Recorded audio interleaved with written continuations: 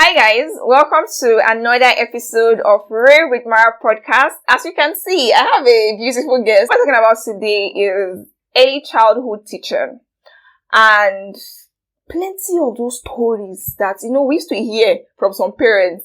We brought her here so that she give us all the tea. And of course, also advise parents on how well to best prepare their children and, the best time to take a child to day school and, all of that. We'll go on a short break. When we come back from the short break, we would introduce our beautiful guest and then we'll get on with the show. Stay tuned.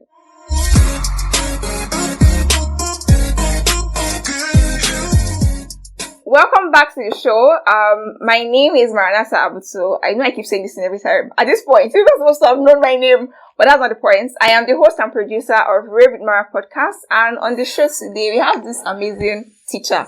I like to call her teacher, but they have a very fancy word for it. But we'll let her introduce herself and tell us a lot more about that. My name is Ifunanya Nwaibe. You can just call me Ifunanya. Please, why didn't you put me in your name? It's official. So I like being called my name. I love my name so much. So when I'm not in an environment that I need to attach my Miss, Mrs. according to you sometimes. Yes. So I like being called Ifunanya. But when I'm working with kids and in or outside school, I like to be addressed as Miss Ifunanya. Okay. So would you like to tell us what you do? Because now you say when you work with kids, we don't know what that means. EYF. Okay. Early Years Foundation. This is where you catch children, where you groom them how to speak. Although they will learn from home, but basically here what we do is allow children to be children, allow them learn with fun. So this is where they get to know their sounds, blending, then they proceed to reading.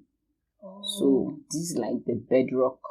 This is where you catch them. The children. If you miss it at this stage, it's going to be difficult for such a child to read. So that's where you see some people who have left elementary and they can't read.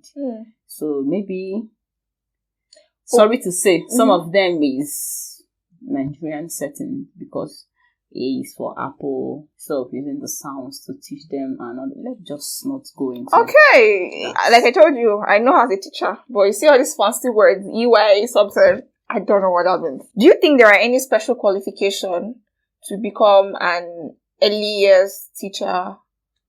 Is there any special qualification outside of maybe you get a degree or you go to, I don't know, maybe NCE? Does that work? Well, first you have to have. If you don't have a degree, you don't have NCE, you can do PG.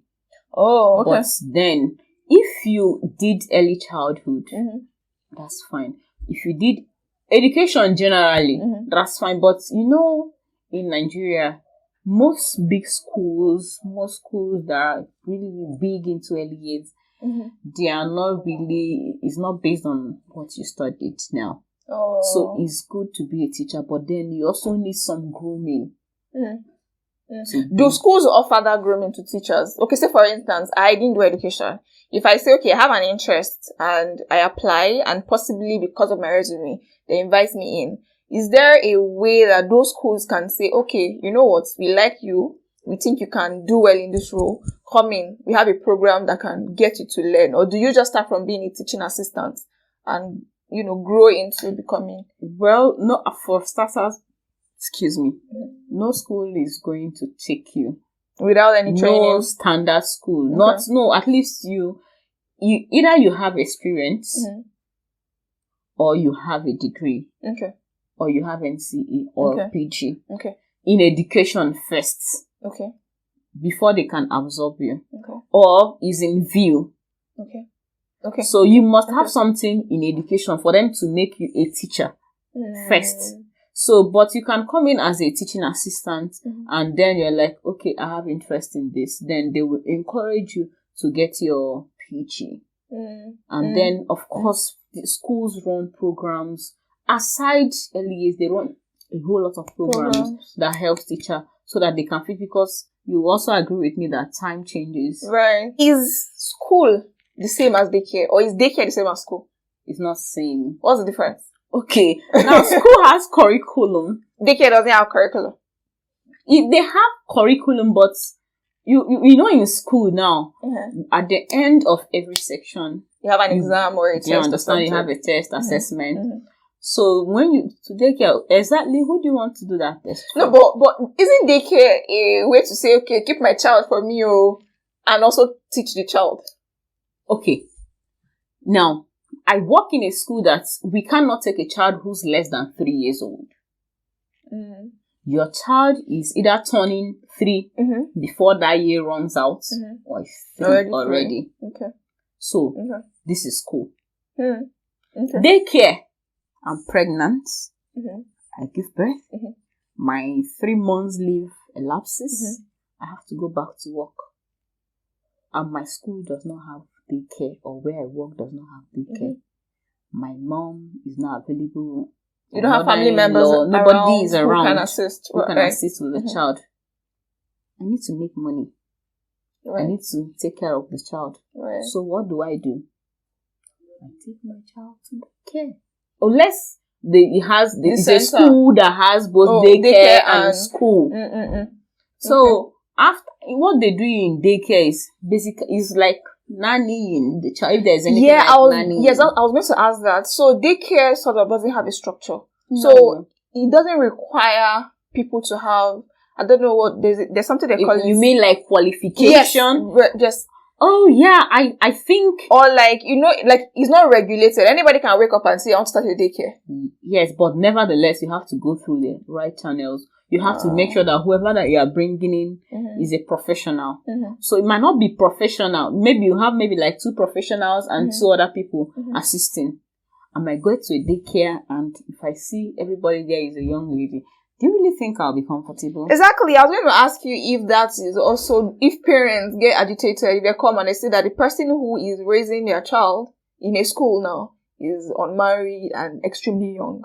Are you saying a school or daycare now? I don't even know at this point. Because that's why I wanted to know if there's a difference, first of all. And also if, even in a school, I feel like maybe some parents might come to school and feel like, oh wait, is it this young lady that is teaching my child? Well, I wouldn't be worried who's teaching my child. I'll be more worried. I should be worried about what they are teaching them. Do you know your onion? Okay. Can you deliver? Okay. Will my child come home safe? Okay. Is my child safe around you? Will my child get good morals? Will my child learn? Because the basics of being in school is learning. I think most parents prefer young people. Why that? Well, I'm just saying though. Okay. Because first, they will know that this young person is in tune with what is going on and is going to teach my child with current knowledge. 21st century. I think I get what you mean. But nevertheless, it's not really about how old is the person. It's the question of can the person deliver. If the school deems it fit that this person is good. Yeah, then. So. Okay. I was going to ask what age is appropriate, but I think you've already answered that. You said 3 for your school, but is that a standard? It depends on the curriculum of the school. Some people run different curriculums. American, British, Nigerian, Russian, whatever. And for some, it's also integrated. So it's a fusion of American, Nigerian, and what have you. How do you ensure the welfare of each of those children?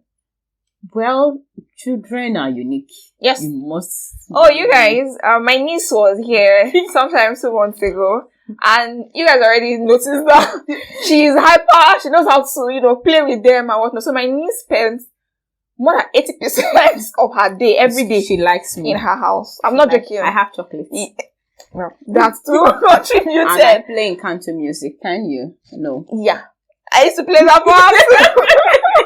But she has access to, all of these cartoons and sounds that they like and whatnot. And my niece is not the most quiet of children.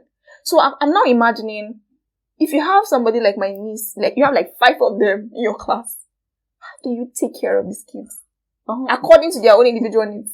In our classroom, no sharp objects. Don't make sharp objects accessible to them.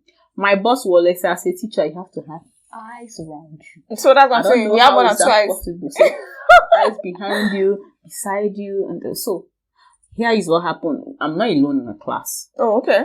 So you make sure that whoever you are working with, of course, you know. So when they are too quiet, they are doing something. They can't be too quiet. So engage them. And if you know a child that is most likely to hurt some other person or theirself, always be on the lookout for that child. Okay. Going by that question, do you think that as a teacher, okay, because the way I'm thinking about this thing, I was thinking about it from a place where maybe your school, or you've taught in a school where you are allowed to take on children who are 1 year old. So when you have children like that who have not really been groomed from their houses, do you think that as a teacher, you have the 100% responsibility to groom that child? Okay, when you say grooming, from what I understand, I think maybe a child who has behavioral issue. Not really, but I mean, you know, there was a story that was going around last year, Chrisland students and blah, blah, blah. It was on Twitter for a very long time and people were having several debates about it. And I remember vividly that some parents were saying that the school needed to be held responsible for the children's misbehavior in school. And while the teachers were also saying, we have a responsibility to teach your child and try to impact morals, but the greater responsibility is for you to, sort of give your child morals. So now, in a situation where both parents are working and they've dropped off this child with you from age 1, and most of these parents who are working may probably drop the child maybe at 7 o'clock and pick that child up by 6 p.m. or 4 p.m. Now, because this child spends more than 80% or 70% of their time with you, do you think that you have the power to influence every of these child's maybe moral and family values and, all of that? Okay, now, when a child is in school, we have planned curriculum. Okay. What are we trying to do to the child? How to grow academically. Okay. All-round development. Okay. All-round shaping. How to be a good citizen. How to fit well in the society. But I am going to do my part as a teacher so that when I close my eyes to sleep at night, I do that very well and even snore. Okay. But then a parent, I am not a parent. Okay. Parent, teacher, two different words. But these two people, they work in synergy to make sure that a child is developed all around. So you as a parent, you are going to play your role. Okay. And I'm going to play my role. What you see as moral from where you come from might be different from the other family. True. I had a white girl who brought in, when I was talking about families, I was talking about wedding. She now brought a picture. And the picture, in France now, gay marriages. And she placed a picture of gay people. In your class? 2 men. Yes. It's a car. So when she brought it, I can't tell her no. I didn't even say anything. I just picked it up. The way I was hanging every other person's project, I made sure I hung the part that shows only a man and a woman. So for that now, I can't tell that child that it's wrong for a man to marry a man. She's a foreigner. That's moral. So in Nigeria, it's not morally okay. Are we on the same page? But outside the shores of Nigeria, it's permitted. So I feel as a parent, you should be the one teaching your child your own moral. I am going to teach. I can't do everything. Right. My major priority is to bring that child up academically and help the child function. Okay. So if you are not doing your part, but I keep saying this, you can never be, I'm sorry to raise my voice, but you can never be too busy for your children. Yeah, I was going to ask that. What do you advise that parents who are busy, should they balance, their work life and then raising their children? Because for some of these persons, like you said, you just gave birth and your office is calling you back after 3 months, what do you expect them to do? So how do you advise that they best balance being in their children's life and education, and also balancing their work? Okay, I told you my mom is a teacher. Yeah, you said that. There's something my mom usually does. She's always looking for pen in our bags at night in our room. I kept on wondering, why is this? You're a teacher. How are you always looking for pen, ruler, and at some point I'll be like, maybe she can't find that one. Maybe she's looking for. At times she's looking for eraser. So until I grew up, I realized that my mom was actually looking for things that shouldn't be there. Right. That's a smart mother. Maybe she's a teacher, so she's already used to other children that shouldn't be there. It's then I went to my house to myself. Use what your parents give you and move on. So my mom uses that avenue to find out things that are not there. You can never be too busy for your children. Yes, you need money to train these children. So if at the end of the day you have all the money and your children they are not there, what would you do? What would you do? So as you are too busy, make time to do school run. They always like it when, oh, my daddy is speaking me today. Oh, my mom. If you're not the one that's regularly, yes, once in a while, surprise them. Because the child said, but your mom doesn't pick you. And children are so mean. Yeah, it's not mean. I was going to that. It's not mean. They are innocent. Yes. So they are saying it how it is. They don't know how to sugarcoat it. God. So make time. You don't have time. If you're that busy, you can get a governess. So this governess doesn't just ensure that they do their homework. They make sure that they are well behaved. And don't be that parent that be like, they're shouting at my child. Yeah, oh, he's a child. Oh, don't do that. Oh, we don't punish That's you. about pampering. You don't do this. You don't do that. No. Even Thorndike, who is an educational psychologist, believe that there is always, how do I put this now? Reinforcement and punishment. So if a child gets reprimanded for something, the child wouldn't do it again.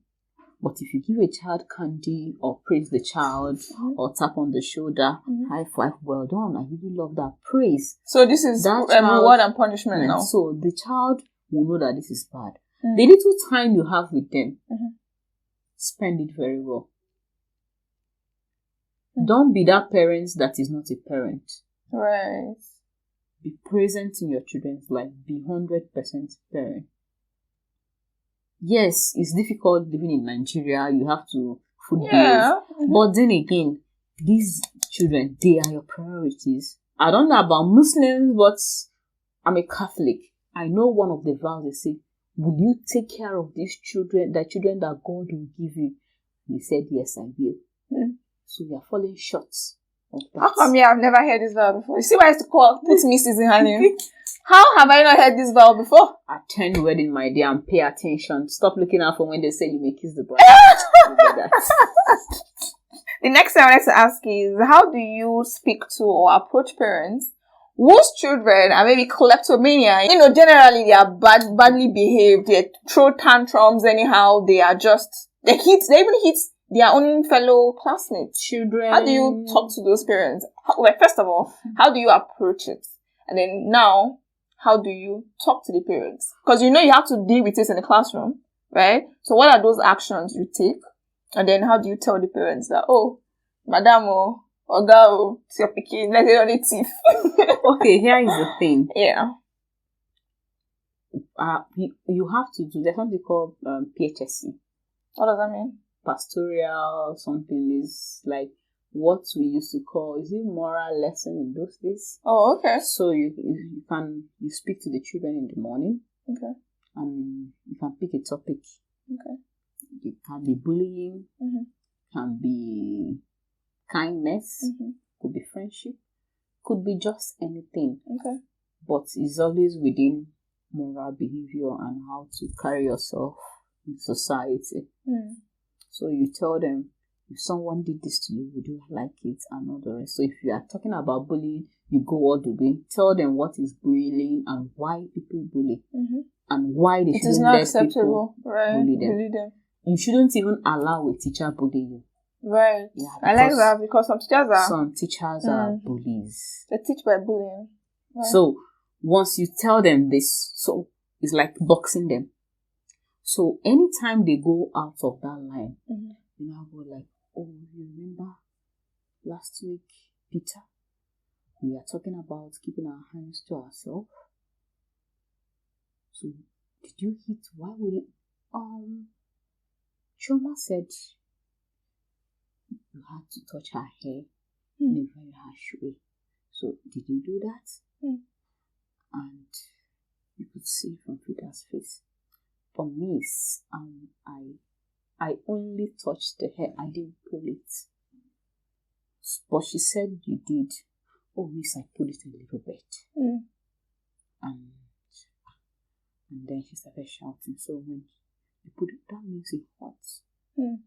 So you are trying to talk to this child to see what the child did wrong. So if this child is between the ages of 3, 4, 5, in different cases, there are ways to culture that child. Okay. So for the grown-up kids, you give them something called a reflection form to fill. So there they write what they did. Okay. So you ask them, if someone did this to you, how would you feel? Do you want me to do this to you? I like that.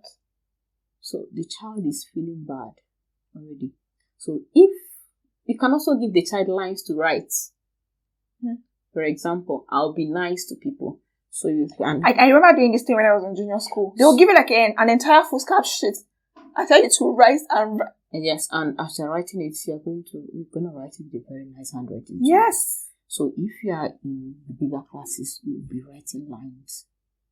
So, and when you're writing these lines, you're usually during break period while others are having fun. So I have to remind you. So why didn't you go for break again? It's because I pushed. It's because I shoved. It's because so you know what you are doing. Did wrong, right? So you're gonna write lines for me. Why? So by the time first you have to apologize to the person. And of course, I'm going to address this privately, not where every other child is. Okay. So that the child is not ashamed, doesn't feel embarrassed, and all the rest. But for the case of picking things that is not yours, I don't want to go to your kleptoma, because people I teach, they don't really know that. Maybe they just like it and then they are keeping it. In your mind, they are taking it. Yes, they've taken it, they've stolen it or something, but in their mind, because it's I like it, I'm fine, I'm keeping it, so I can return it. Right. So you have to tell them that they can't just pick things and then keep to themselves. It's not allowed. How do you talk to the parents? Good. For a child that is badly behaved. So this badly behaved. I know she's trying to be nice now. Yesterday she was telling me how maybe a kid in her class or something, the example she had given, used to, I think, peck people randomly. And this is because maybe they, in their own home or house, it's normal for them to, hey baby. Now this child came to school and started doing the same thing to everybody else. And then other children whose parents didn't tell them that have told them that it is not okay for somebody to kiss you, started complaining. So in that kind of situation, how did you resolve it? How did you talk to the parents of the child? Okay.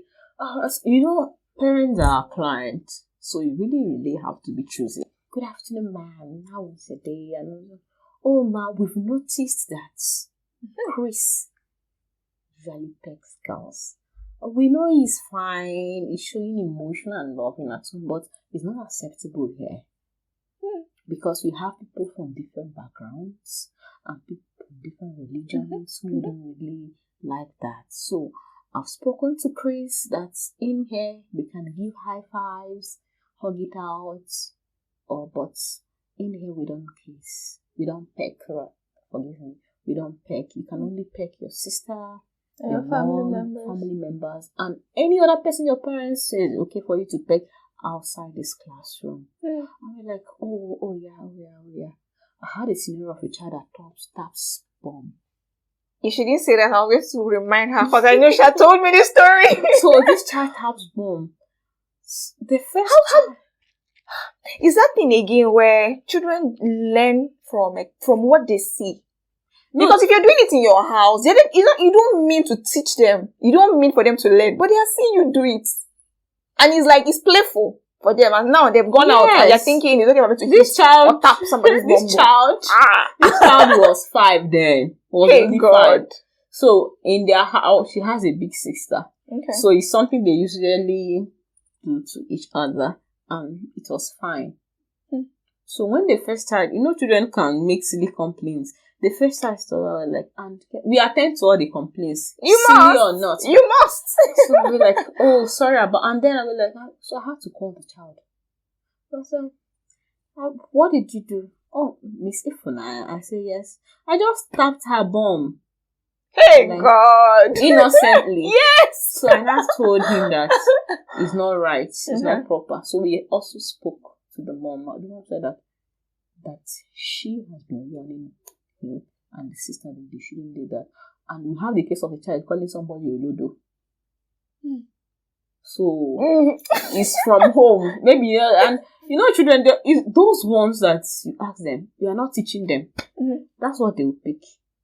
The children is I practice what you do and not what you tell me to do. Right. So we have to be careful. Right. About. Remember your niece telling you that I have a husband? Oh my God, my niece came and told me, Auntie Mrs. Ifunanya have husband. I said, Auntie Mrs. Ifunanya. He said, that one there. I said, how? He said, I know she have a husband. I said, wow. Wow. And it baffled me so much. I called my sister and I said, this your daughter is doing a bow. Because how is, and then that's how our last one came. I was also telling me, oh, she went to my immediate younger brother's house and then saw the girlfriend and they were having a quarrel or something. She went back home. Another day they had posted a picture of my brother in that same clothes. And she goes, this is the clothes Uncle Chris wore the day he was fighting Auntie Nwaibe. And my sister goes, and I'm like, Jesus, kids do not mean to be this, but it is what they see and they have no control or filter. I said, wow. So the things they we see. have to be mindful of what we say and around these and what children, you do. Right. What you do. Right. They know. You can't say, oh, that's a kid. No. They're watching you. And they will innocently do it. So you as an adult, you'll be wondering, where did you learn this one from? You don't know that somebody has done it in their presence. So we really have to be careful. Right. Okay, are there any advice or things you can tell parents to look out for when dropping their children in a daycare? Because I know that now for school is sort of structured, right? But for daycare, I am now learning that for some of them, they may not really vet the nannies or teachers in quotes that they bring to cater for these children. So what should parents be looking out for? I think you are misquoting me. When I said there's no degree, you cannot have a degree to be a nanny. Okay. But what you're saying when they bring you to that daycare, daycare is run by nannies. That's what you're saying.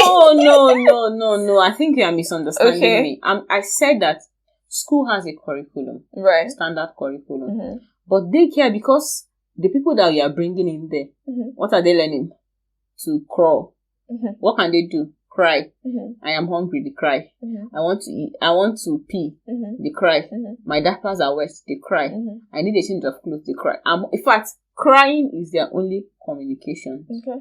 So, the person that runs a daycare is always a professional. But the people that she's going to employ, they are not professional structured. However you put it, it's still not structured. You stop saying it. It's not structured. So if I'm bringing my child now and I meet the head of the establishment, I'm like, hi, the person speaks polished English. Of course, I'm going to be like, oh, this is a good place to drop my child. But like, if I come to visit my child, are there certain things I should be looking out for these people who are going to be actively involved? Yes. What are those two? Okay.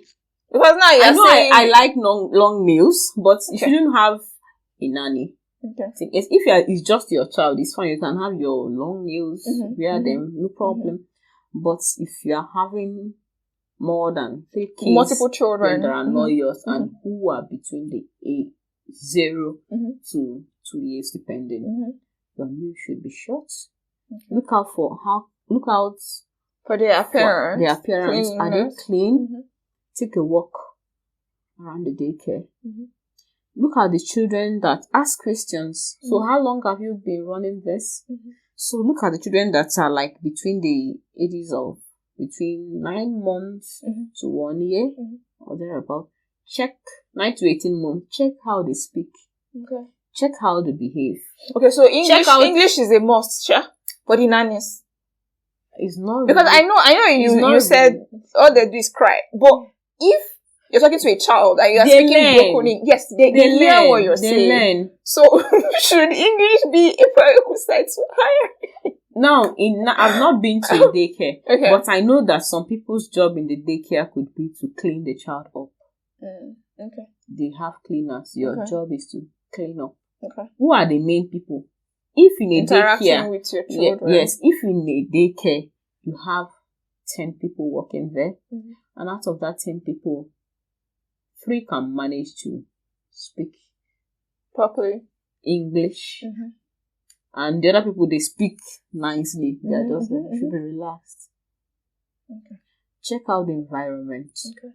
If you come to a daycare and all the children are sleeping, you should be worried. So I heard that some of these people actually put sleeping pill or cough syrup just to make these children sleep or stop crying. Yes. Now, the long effects of this is that some of these children may come down with Down syndrome. And it's crazy. So how? Hey, God. So some people that run daycare, they usually have cameras everywhere. Okay. So it keeps the parents at rest that whatever is happening, you can know. And when I said there is no structure, they also learn, because in daycare they learn. Obviously, there are things that they learn. They also play videos, learning videos for them, how to behave. So it's not that it's not a learning ground, just that it's not structured. Okay. So now let's talk about this from a school perspective. Have you taught because I know she teaches in one big school like that, in Betama. Now, have you taught in a school that have low-income families? Yes.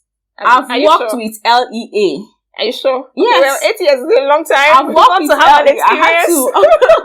A reason for asking you that, if you've taught in a school with low-income people, because I know in your new school, it would be difficult to have children who come to class without food, or who are sent to school without anything to eat. Yes, it's difficult, but it's also possible. How is that possible? They forgot it or what? Okay. I don't want to even think about it, but the place that they forgot. I'm talking about now in a situation where the parents don't even have. So let's use your experience at LEA. For example, what do you do? Because I know that edibles are not encouraged to be shared among pupils, right? So what do you do in a situation where you find people who are buoyant with food? Their parents are there with 3 different packs of meal, right? Yes. To school with ShopRite. Yes, I used to have a classmate like that. It's crazy. You open lunch box and you see this one, sit down. Now there are those who don't come at all with anything. And I know edibles are not encouraged to be shared. So what do you do in that situation? Do you just leave the child be? Well, because even when you complain to the parents, they don't get, you say they don't get. My dad always warned my grandmother not to give food to people's children. Somehow that got stuck in my head. So my dad said, this is township. You can't be giving children that are not yours food. You don't know what could happen. Anything can happen. Right. So you are doing it out of your own magnanimity. Yes. But then the child could go home, start purging, and then what happened? I said, that mama gave me food. What happened? My niece gave me food. What they give you? That's problem. I can't give you food. I'm sorry. The highest I could do for such a child is to go to mini shop in school and get them a snack. And then they're like, okay, pick snacks. Tell the woman I would pay. Go with a written note. I can't give you my food. Right. I can't also buy the food and give you. But those days, they used to give us their food, though. How many of your children's food have you eaten? Because I know when I was in Lagos, when I was in Lagos, some of our teachers used to eat our food. And then some would give us food too. Even when they come with schools, children can make excuses. Mm-hmm. The food is spicy. The food is this, not to eat it. So we will now ask somebody in our team, please have a taste of that food and see if that food is spicy indeed. Mm-hmm. So that we know, because some of these parents, they don't even know what the child brings to school. Mm-hmm. So the nanny can make the food to suit her, their own taste. So when we are writing in communication book, ma'am, please, so the person, his food, he said is spicy today, he couldn't eat it. But I've heard stories of teachers. Yeah, I'm telling you that me too, they've eaten my food. I've heard stories of teachers, but then I don't even eat people regular food. I've had people I know for years. I've not tasted anything they made. And then again, maybe the days they will cook, I'm not sure I like what they cook. So I have to make excuse. And, well, I'm not bragging. When I'm around people, they always want me to cook for them. So, yeah, that's what she said. What she said. Every time you go to our house, there are like 2 or 3 people there, all fighting for what to eat. It's crazy. But now, is there supposed to be an age where extramural lesson is encouraged? Or is it that every child whose parents can afford extramural should afford it? Or at least for a lack of better grammar, children who are suffering from maybe slow learning or dyslexia or any other disability at all? Because honestly, you're teaching 3 to 5 and you're doing extramural lesson. What are you teaching them? Okay, basically, schools in Abuja, I think, and every other place, they close at almost 2 o'clock, unless you are doing maybe after school activities or something. And then no 2 individuals are the same. Right. People have different ways of learning. Some parents engage in extramural because they go to work. We are back to that again. They drop the children off. They can pick the child up or the driver does. Okay. So by the time they get home, they don't have time to do the assignment with them. They would need somebody to guide them through that assignment. And children see finish. Right. If it's my mom, I get to do what I like. Right. But if it's some other miss or mister, I know I have to behave. So that's how they end up with these teachers. Okay. And then some parents, they are not. You agree with me that it's not the kind of education we receive that these children are receiving. I agree, actually. So you can't be teaching your child brings home S, and you're pronouncing it as S. And then your child is saying is, you're confusing the child. Right. Because they are still being taught how to sound it and not the letter name. Right. So you need to bring in a professional who is going to help this child to grow better. And then there are some children that are special needs. Maybe for that child is repetition.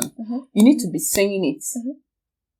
And this assignment that we ask them to go home is not that most of them is something they can do on their own. They just need someone to guide them. Right. Then some children are behind. Individual differences in education. And you have to attend to each child's learning needs. Yeah, I was going to ask. So you can't pause because this person is going at that pace. You can't slow that person down. Oh, pause here. Let this person catch up. So if that person is going pam, pam, pam, pam, pam, follow that child that way. If that other person needs a push, push. But then you're a teacher, you can't do everything. Because you also have to prepare for the next day.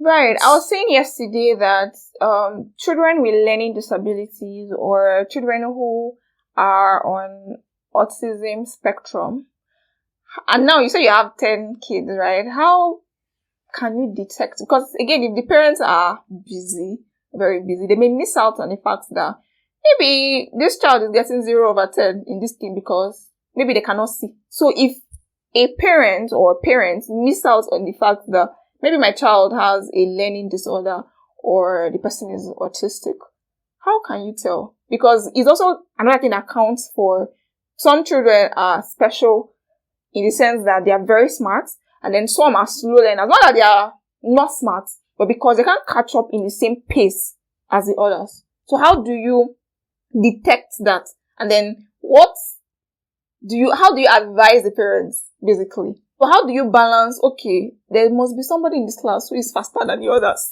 A child who is there. Yeah. If you slow that child down, that child is going to drop. Right. Because it's not used to that and then the blame pace. will be on you, the teacher. But my child used to be here and all the rest.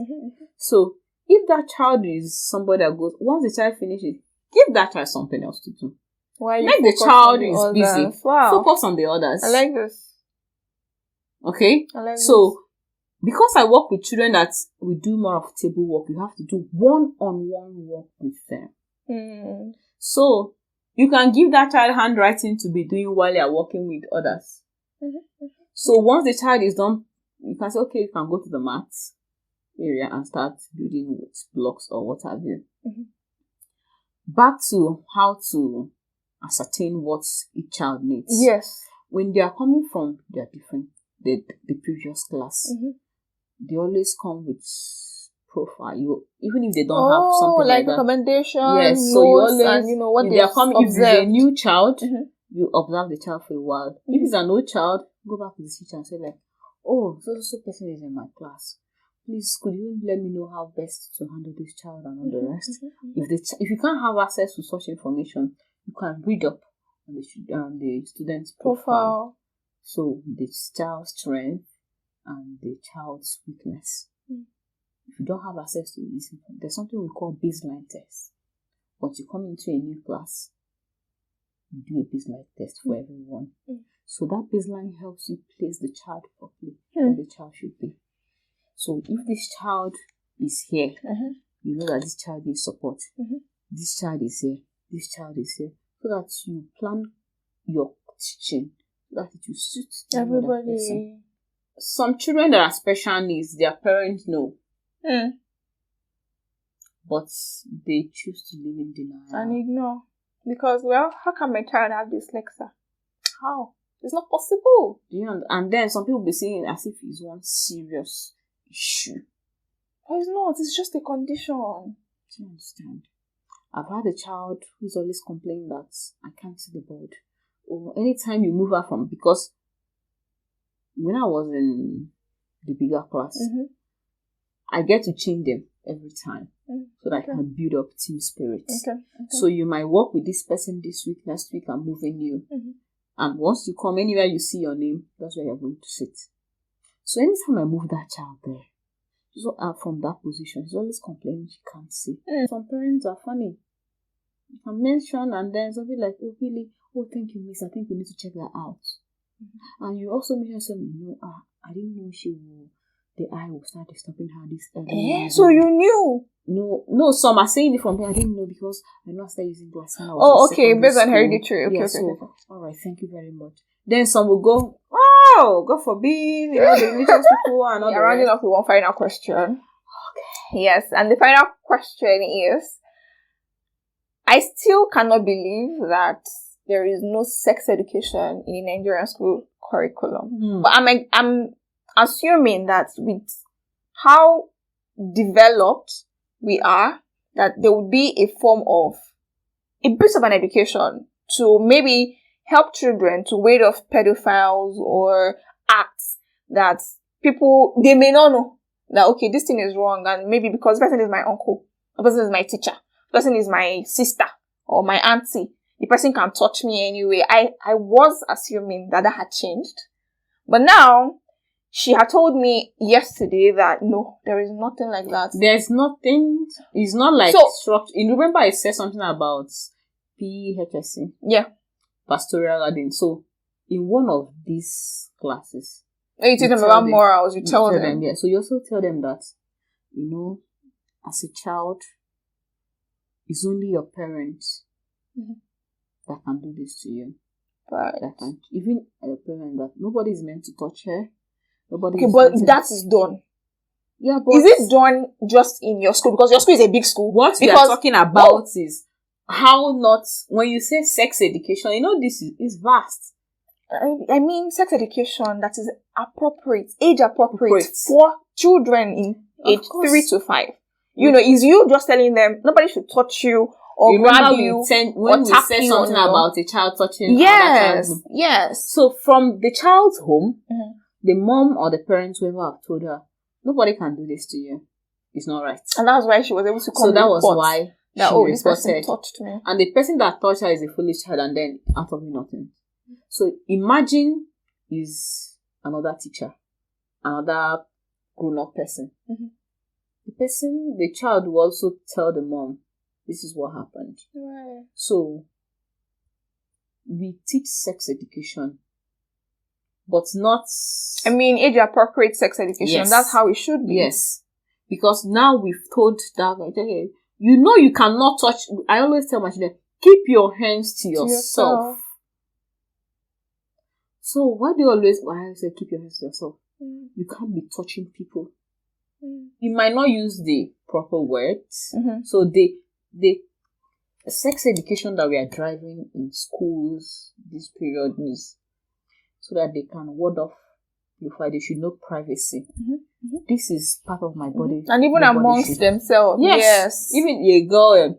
So you can't touch somebody's breast. You can't tap somebody on the butt.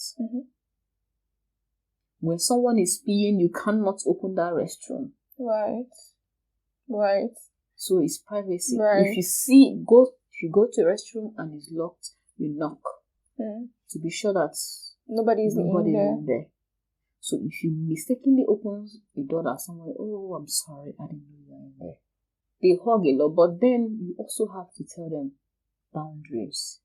Very, very important, because I feel like these are also what these children will grow up to think is normal. A lot of these people who would turn out one day to be hitting people is because they used to think when somebody takes my this thing, I must slap the person. I must push the person. I must do all of that. So if they see someone doing those things, it becomes the norm for them. Because again, I would always say that, like you said, there's supposed to be a synergy between parents and teachers. So if a child is coming to school and is singing Yoli Yoli, if he's not in school, they are singing it, then it's definitely at home. So the madness of every time we want to be holding teachers responsible, why is my child doing this? What are you playing at home for these children? Where are they learning this behavior from? So anytime a child is behaving waywardly, I just feel parents and teachers, I'm holding both of you accountable. You answer your own. You answer your own. And, that's just it. Do you have any final... Do you have any final advice for parents on how to successfully raise or train their children or better prepare them for school? Okay, I think there's really no manual to life. Okay. Just like in training a child. It's about what works for you and how best you are going to make your child be the best. Right. Ensure that your child work their supervised, because I have a child that is always saying my money will not come. Ooh. And the first day that woman ever attended an event, we needed to see how happy. Oh. So this, anytime I look at this, I will just tell myself, okay, this is how I've planned on dealing with my own children. I think I have to drop this off the list. Surprise your children. Pick them up from school. Drop them. They love it because they see other people's parents bringing them to school. Don't be too busy. If there is a meeting, your parents, they call you in for open house. You need to check how your child is doing. Don't always send your PA. Don't always send your nanny. Come in and see how your child is doing. Read your children's communication book. Be there for them. You are their parent. Be a parent. That's the most important thing. And it's not something you leave for your wife or your husband. People already know how I feel about this. I don't think when I say parents, it's not your wife. So please, I don't want us to go into that conversation. Husband. I've taught a child I didn't see the mother throughout. The mother, it's the father's responsibilities. Anytime there is a meeting, they always send uncle and auntie. If your child's teacher said, I think this child needs a home lesson teacher, somebody to push, that is for the child. If your teacher said that you need to examine this boy, I think he's a special needs, get a shadow or whatever, go for a therapy section. I'm not talking about your brackets. So go for that therapy section. Let them get that child examined. Right. Everything in education now, I feel, is fixable. So know how best what works for the child. And don't be that parent that leaves everything for the teacher. Teachers are not miracle workers. Right. I can only do my bit. And don't be that parent that say, it's just a child. I don't scold my children. Please don't scold them for me. My school, I'm a teacher and I want the child to be the best. That you don't scold them, that's fine. So you don't scold them. The child will now come to the class and then hurt other people's children who I'm also responsible for. So know how best. Children know what punishment, reward, reinforcement from home is very important. Go through their work. Surprise them. If you have daycare, your child is in daycare, one day just take permission from your office, go outside your normal time. Even monitor what it is those people are doing with your children. It's very key. If you have a nanny at home, and you are too busy, get cameras in your house if you can. Bond with your children. You must at least do school run. If you're not taking them to school, you are bringing them back. Do this at least once. Converse with them. Children, again, like I said, they don't have filter. They'll tell you what happened. Everything. So that way you can even know, okay, if somebody's assaulting your child has stolen somebody's property, they will say this thing and they will say it innocently. If you are not working, you're not doing a government work, you're not doing white collar job, I don't see the reason why you should place your child in daycare. That's a topic for another day. Anyway, thank you so much, Miss Ifunanya. Thank you for calling me Miss and not Mrs. Thank you for coming on the show. Thank you guys for watching my show. If you are yet to be subscribed, please do that. Turn on the notification bell so that anytime new videos come up, you'll be among the first persons to know. If you're not listening or following on Spotify, please do that. Rave with Mara Podcast.